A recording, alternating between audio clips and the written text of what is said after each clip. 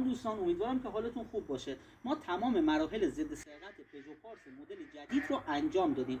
ابتدا اومدیم میله زبونه رو به طور کامل حذف کردیم که دیگه سارق نتونه با شکستن شیشه یا خم کردن کلاف در رو باز کنه.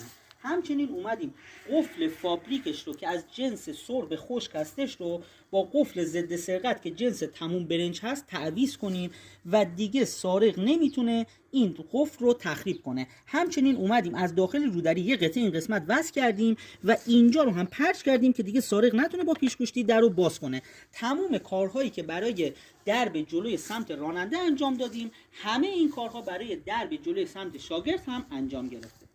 دربای عقب پژو پارس هیچ مشکل خاصی ندارن، تنها مشکلشون این میله زبونه هستش که ما این میله رو به طور کامل حذف می‌کنیم. همچنین ما برای این خودرو یه قفل باتری این قسمت قرار دادیم که دیگه باتری ماشین مورد سرقت قرار نگیره. همچنین اومدیم تو مرحله آخر یه قفل زاپاس هم این قسمت وصل کردیم که دیگه سارق نتونه زاپاس رو هم مورد سرقت قرار بده.